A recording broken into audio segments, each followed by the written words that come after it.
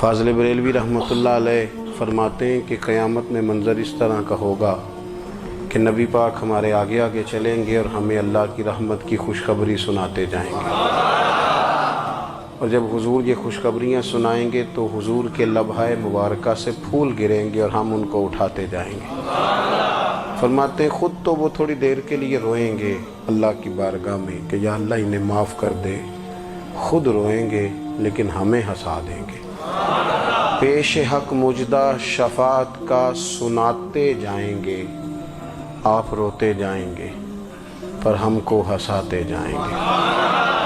اور باغ جنت میں محمد صلی اللہ تعالی علیہ وسلم، باغ جنت میں محمد مسکراتے جائیں گے، پھول رحمت کے گریں گے ہم اٹھاتے جائیں گے۔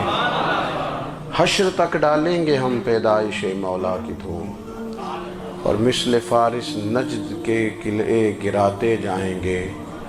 اور کیا ذوق بیان کیا، فرمانے لگے خاک ہو جائیں عدو جل کر مگر ہم تو رضا، دم میں جب تک دم ہے ذکر ان کا سناتے جائیں گے۔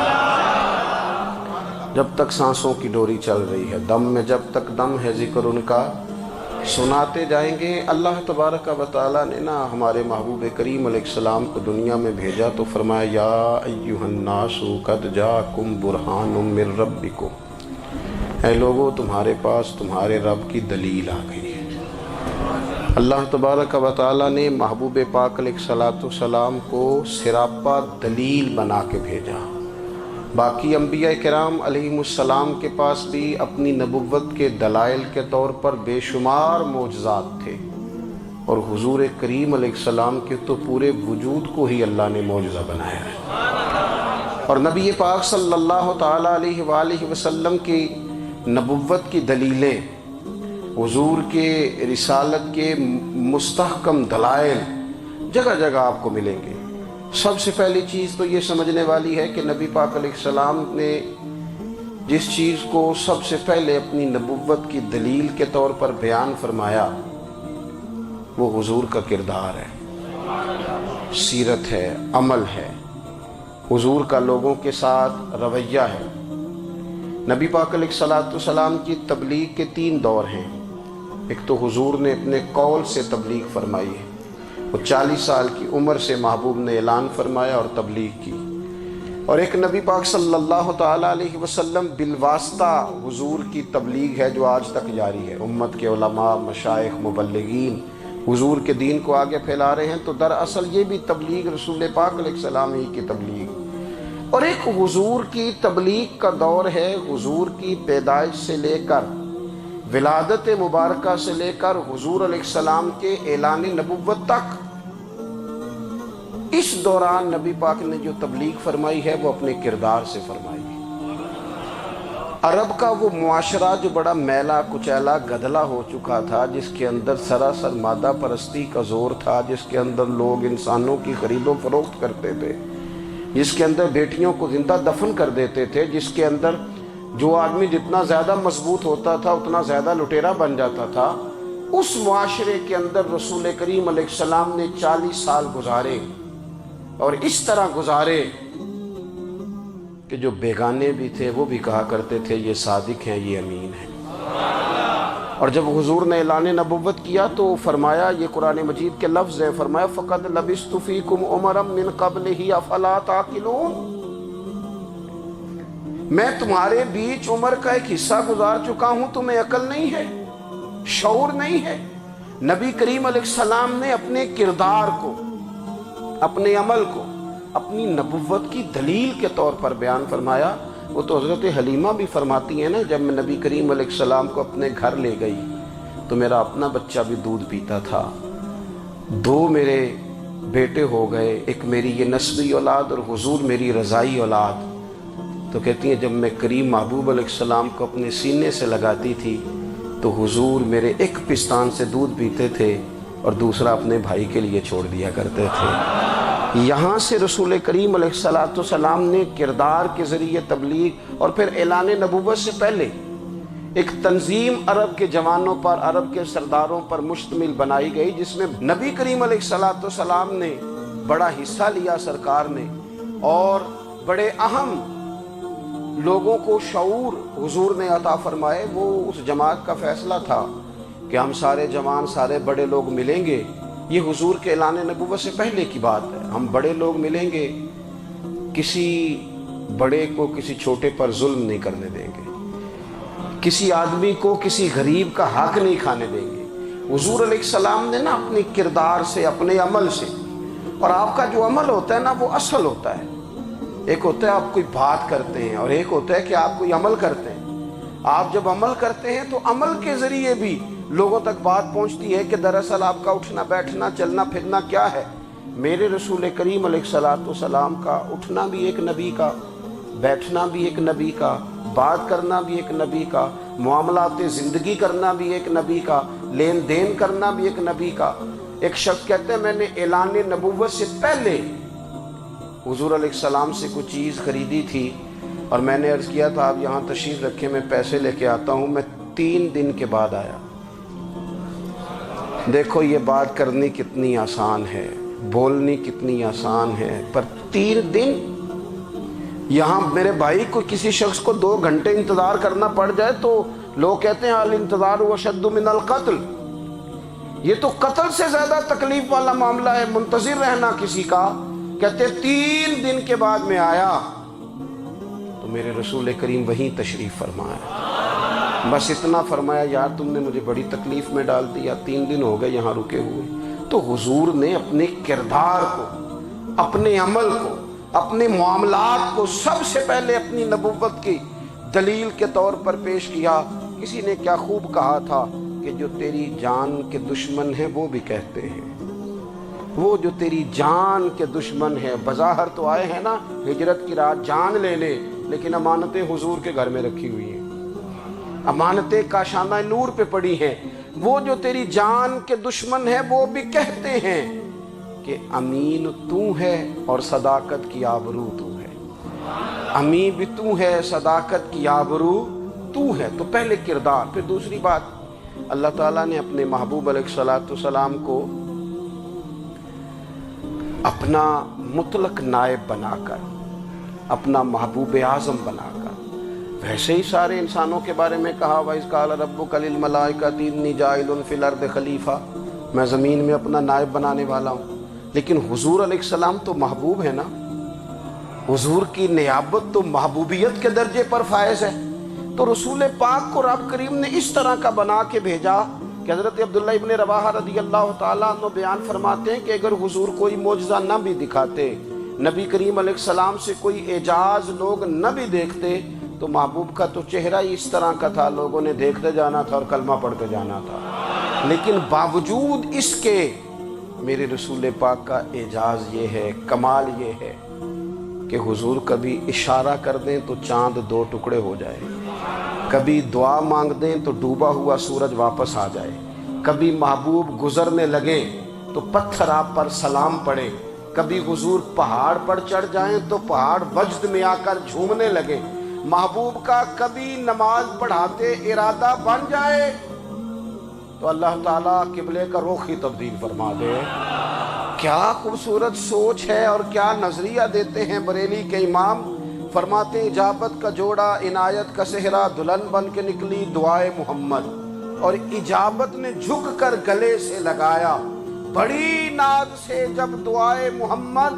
دیکھو خدا کی رضا چاہتے ہیں تو عالم خدا چاہتا ہے رضائے محمد صلی اللہ تعالی علیہ وسلم۔ اور ایک مقام پہ فرماتے ہیں نائب دست قدرت پہ لاکھوں سلام، نائب میں حاضر ہوں۔ رسول کریم کی فصاحت، بلاغت دیکھیں نا، حضور 2-4 جملوں میں ساری بات سمجھا جاتے ہیں۔ ایک حدیث پاک اگر ہماری سمجھ میں آ جائے، ایک روایت، نبی پاک صلی اللہ تعالیٰ علیہ وسلم نے فرمایا خوبصورت مسلمان وہ ہے جو بے مقصد باتوں کو چھوڑ دے۔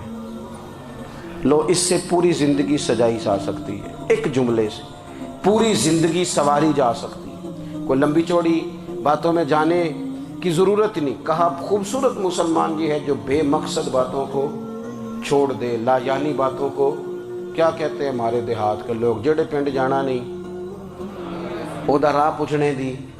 لیکن آج کل لوگ باز آندے یعنی جس بات کا بالکل تعلق نہیں نا وہ بات بھی کرتے جاتے ہیں، جس کا شعبہ ہی نہیں وہ بھی چھلانگ لگا لگا کے اس میں آ جاتا ہے۔ ہم اپنا وقت ضائع کرتے ہیں، اپنی صلاحیتیں ضائع کرتے ہیں، اپنا نقصان کرتے ہیں۔ ہم اپنا کام صحیح کر کے نہیں کرتے اور دوسری ساری دنیا کو ٹھیک کرنا چاہتے ہیں۔ او بھائی، آپ جس جگہ جس شعبے سے تعلق رکھتے ہیں آپ اپنے معاملات میں مضبوطی پیدا کریں۔ حضور نے اپنی فصاحت کے ساتھ، بلاغت کے ساتھ لوگوں کو قائل کیا، اور قرآن مجید کی تاثیر کا یہ اثر میرے کریم رسول نے دکھایا کہ رات کو جب حضور بیٹھ کے قرآن پاک پڑھتے تھے نا، جب یاسین والے نبی خود یاسین کی تلاوت کریں، جب طٰہٰ والے محبوب خود طٰہٰ کی تلاوت کریں، غور کرو نا، جب مدثر والے محبوب خود ان جملوں کو ادا کریں، یعنی جن کے بارے میں آیت آئی ہے جب وہی یہ آیت پڑھیں کہ اِنَّا أَعْطَيْنَاكَ الْكَوْثَرَ، یعنی جن کا ذکر ہو رہا ہے جب وہ یہ بات کریں کہ یا ایھا النبی انا ارسلناک شاہدا ومبشرا ونذیرا لتؤمنوا باللہ ورسولہ وتعزروہ وتوقروہ وتسبحوہ بکرۃ واصیلا، جن کے بارے میں آیت آئی ہے جب وہ یہ کہہ رہے ہوں کہ ورفعنا لک ذکرک، جب وہ کہہ رہے ہوں والضحیٰ واللیل اذا سجی، ذرا اس کیفیت کو دیکھیں جب محبوب خود پڑھ رہے ہوں، اور جو حضور پر آئی ہیں اس کا ذائقہ، اس کا لطف، اس کا انداز بھلا کیا ہوگا۔ حضور جب رات کو پڑھتے تھے نا قرآن پاک تو جو پکے کافر تھے نا، ابو جہل جیسے لوگ، وہ بھی جھاڑیوں میں چھپ چھپ کے مدینے والے کی تلاوت سنا کرتے تھے، حضور کی تلاوت سنا کرتے تھے۔ یہی بہتر ہے کہ پردوں میں وہ پردہ پوش رہے، وہ اگر پردے ہٹا دے تو کسے ہوش رہے۔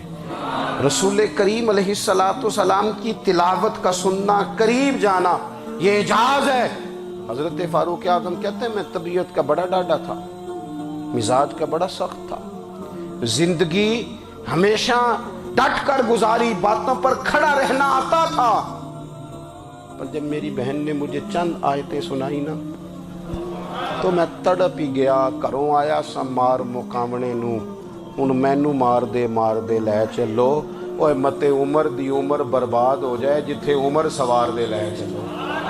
یہ اعجاز ہے رسول کریم صلی اللہ تعالیٰ علیہ وسلم پر نازل ہونے والی کتاب کا۔ پھر حضور نے خبریں دی، نبی پاک نے خبریں دی، حضور نے فرمایا روم فتح ہوگا، وہ ہوا۔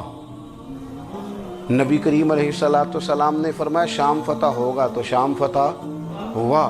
فرمایا ایران فتح ہوگا، تو ایران فتح ہوا۔ سراقہ بن مالک کہتے ایک گاؤں پر بھی مسلمانوں کی حکومت نہیں تھی، ایک گاؤں پر۔ حضور مکہ مکرمہ سے نکل رہے تھے، مدینہ طیبہ تشریف لے جا رہے تھے، ابھی راستے میں تھے، میں 100 سرخ اونٹوں کے لالچ میں معاذ اللہ حضور کو گرفتار کرنے پہنچ گیا۔ محبوب نے حکم دیا، حضور کا معجزہ میں نے آنکھوں سے دیکھا، میرا گھوڑا زمین میں دھستا چلا گیا، میں نے معافی مانگی، حضور نے معاف کر دیا۔ میں نے سمجھا اچانک ہو گیا ہے، یہ منوانا بھی بڑا مشکل کام ہے۔ شجر و حجر پہچان گئے، انسان کی نظروں میں شاکی رہا۔ یہ کچھ ایسے لوگ ہیں جن کو منوانا توبہ توبہ، ماننے کو تیار نہیں، دیکھ دیکھ کے بھی ماننے کو تیار ہے نہیں، ماننے کو تیار ہی نہیں۔ کہتے ہیں کہ میں نے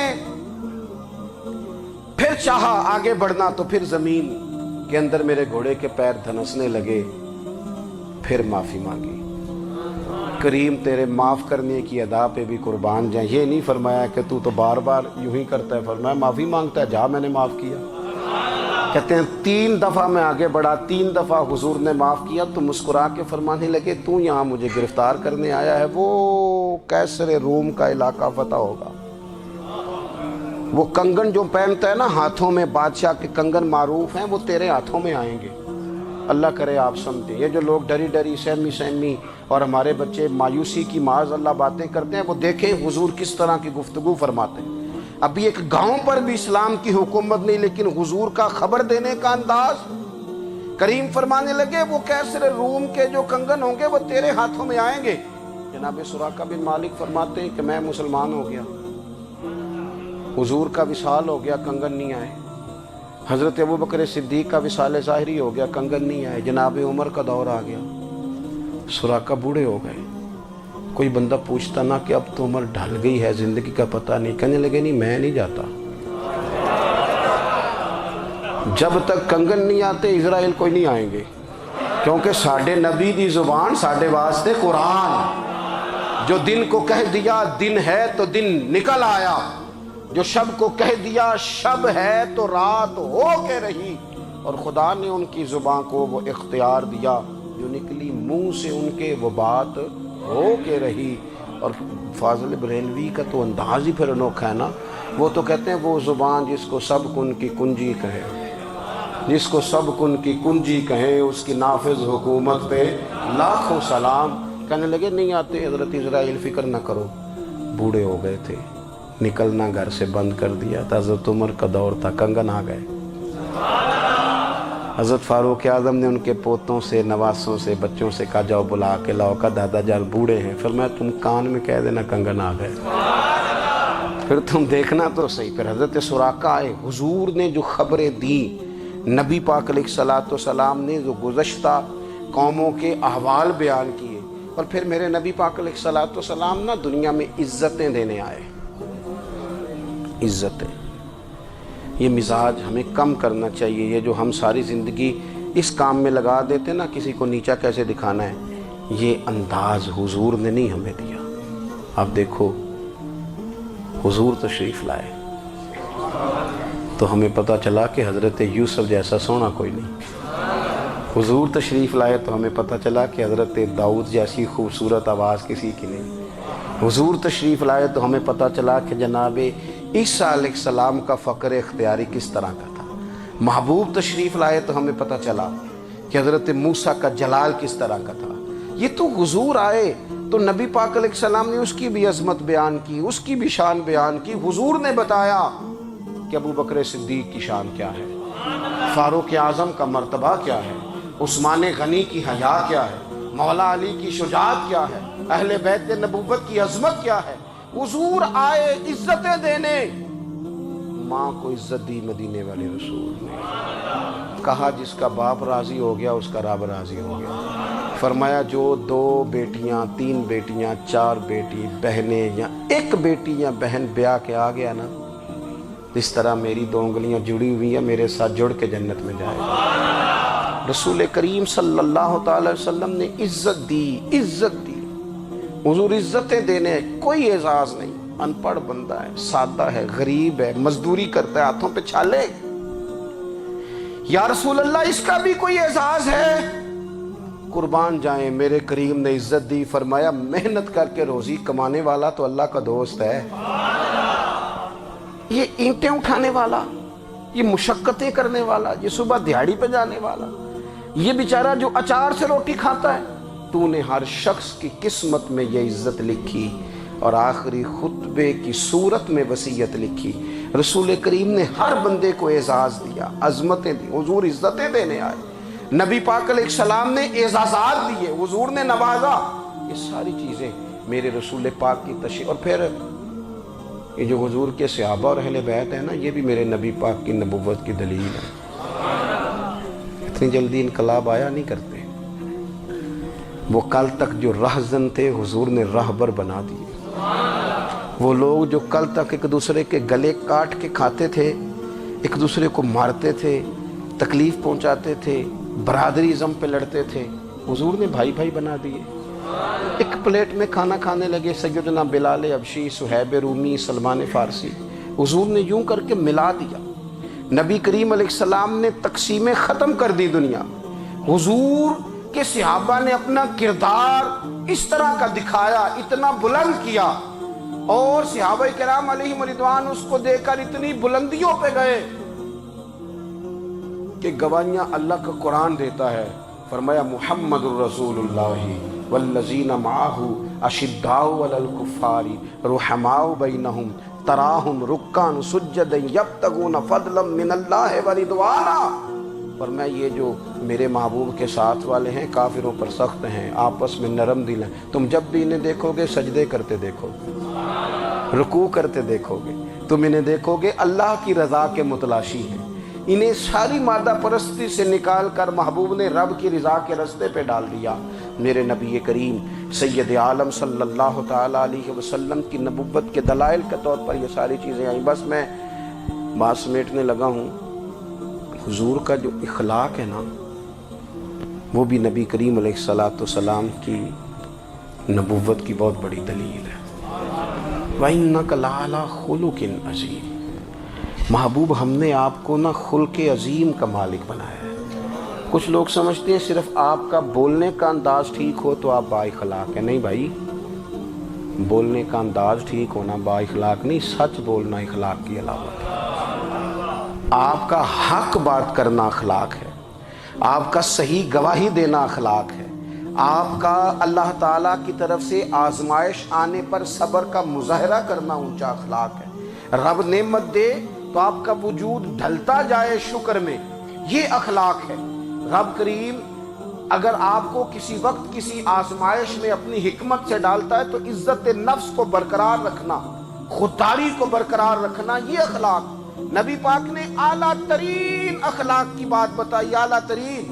حضور نے لوگوں سے بیعت لیتے وقت کہا تھا میرے ہاتھ پر بیعت کرو، چوری نہیں کرو گے۔ نبی پاک علیہ السلام نے مختلف امور پر بیعت لی۔ حضرت حکیم بن حزام کہتے ہیں حضور نے میرے ہاتھ پہ ہاتھ رکھ کے کہا میرے ہاتھ پہ ہاتھ رکھ کے بیعت کرو کہ کسی دنیا دار سے سوال نہیں کرو گے، خودداری سے زندگی گزارو گے، عزت نفس جو رب نے تمہیں دیا ہے تم اس پر راضی رہو گے۔ لوگوں کی جیبوں کو ٹٹولنا، دوسروں کی دولتوں پہ راج کرنا، دوسروں کے مال پر نگاہیں ڈالنا اللہ کے حبیب نے پسند نہیں فرمایا۔ میں بیعت کرو کہ تم کبھی کسی سے سوال نہیں کرو گے، حد ہو گئی۔ نبھانے والوں نے پھر اس عہد کو نبھایا اور کمال کر دی۔ حضرت حکیم بن حزام گھوڑے پہ بیٹھے تھے، ہاتھ میں درہ تھا، وہ زمین پہ گر گیا، قریب غلام کھڑا تھا۔ حضرت حکیم بن حزام خود گھوڑے سے اترے، درہ اٹھایا، دوبارہ گھوڑے پہ بیٹھے۔ غلام عرض کرنے لگا حضور مجھے بتا دیتے میں اٹھا کے دے دیتا۔ آنکھیں چمک اٹھیں، فرمانے لگے کیسے بتا دیتا؟ اپنے رسول سے وعدہ کیا ہے کبھی کسی سے سوال نہیں کروں گا، کبھی سوال نہیں کروں گا۔ اللہ کے محبوب نے ہمیں اعلیٰ اخلاقی قدروں کی بات ہمیں سکھائی ہے۔ ہم دیکھتے ہیں کہ بڑی جلدی 2 4 5 لوگوں کے غصہ دلانے پر ہم ساری اخلاقی حدوں کو کراس کر جاتے ہیں۔ دوستو ہمارا ایک ویژن ہونا چاہیے، ہمارے ذاتی رویے بڑے معتبر ہونے چاہیے۔ لین دین کے معاملات کے اندر مسلمانوں کو بڑا صاف ستھرا ہونا چاہیے۔ ہمیں اپنی معاشی زندگی میں روزمرہ کے معاملات میں ہماری توجہات کا مرکز صرف اللہ رسول کی ذات ہونی چاہیے۔ رب کریم نے اپنی حکمت سے کسی کو کتنا دیا ہے یہ اس کی حکمت کے تقاضے ہیں۔ ہمیں اس نے جس رنگ میں جس حال میں رکھا ہے ہمیں اپنے رب کی رضا پر بہت زیادہ مطمئن ہونا چاہیے۔ اچھا پھر ایک اور بات، جن چیزوں کو ہم نے دکھ بنایا ہے نا یہ تو وہاں دکھ تھا ہی نہیں۔ مہینہ مہینہ چولہا نہیں جلا، لیکن کسی جگہ اظہار غربت ہے حضور کی اولاد پاک کا یا صاحب کا یا ازواج کا۔ مہینہ مہینہ چولہا نہیں جلا، لیکن یہ اخلاق عالیہ کا حسن دیکھو۔ اپنے گھر مہینہ مہینہ چولہا نہیں جلا، جو مانگنے آیا اسے جھولی بھر کے عطا فرمایا، کوئی دروازے سے خالی نہیں گیا۔ عزیز بھائی، اگر زندگی میں اخلاقی قدریں ہم اپنا لیں اور ہم تھوڑا تھوڑا کر کے اپنے آپ کو تبدیل کریں، ساری زندگی توجہ رہی کہ فلاں کیا کر رہا ہے فلاں کیا کر رہا ہے، تھوڑا سا گردن کو جھکا کے اپنے اوپر توجہ ڈالیں، اپنے آپ کو وقت دیں، حضور کے اخلاق عالیہ کی روشنی میں، تعلیمات حسنہ کی روشنی میں ہم اپنے کردار و عمل پر تھوڑی توجہ دیں۔ اس وقت بہت بڑی تعداد میں امت مسلمہ ہے، اور ایسا نہیں ہے کہ دولت نہیں ہے، دولت سے بھی سرشار ہیں۔ ہمارے ہاں بڑے بڑے انجینئر ہیں، بڑے بڑے ڈاکٹر ہیں، لیکچرار ہیں، ہمارے پاس بڑے بڑے ہاسپٹل ہیں، بڑا کچھ ہے، لیکن کردار و عمل کے بادشاہ، اپنی زندگی تقوی کی روشنی میں گزارنے والے، ان لوگوں کی تعداد کم ہے۔ اگر کوئی آج بھی سارے کام نیک کرے لیکن جائیداد میں سے بیٹی کا حق رکھ جائے تو پھر اس نے کیا میلاد منایا؟ اگر آج بھی جو 2 4 لوگ بیچارے اس کے زیر دست ہیں، ملازمین ہیں، ان کے ساتھ اس کا رویہ انتہائی سخت ہو تو اس نے کیا میلاد منایا؟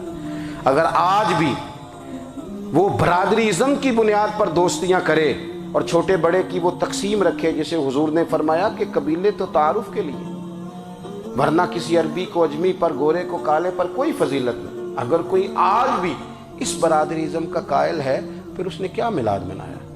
اگر کوئی شخص آج بھی اپنے آپ کو مادہ پرستی میں پوری طرح دھکیل چکا ہے اور رضا الہی کا مسافر نہیں بنا تو اس نے کیا میلاد منایا؟ اپنی طبیعتوں میں روحانی تبدیلی اور وہ خاص افکار جو حضور اپنے غلاموں میں پیدا فرماتے، ان افکار کو پیدا کرنا، سوچوں کو بدلنا، سوچوں کو، نظریات کو بدلنا، اپنے روزمرہ کے معاملات کا جائزہ لینا کہ ہم کس طرح آگے بڑھ سکتے ہیں اور کس طرح ہم ایک بہترین امتی اور ایک بہترین مسلمان بن سکتے ہیں، اس پر توجہ دینا یہ میلاد ہمیں سبق دیتا ہے۔ اللہ تعالیٰ مجھے اور آپ کو عمل کی توفیق عطا فرمائے۔ آخر دعوایا ان الحمدللہ۔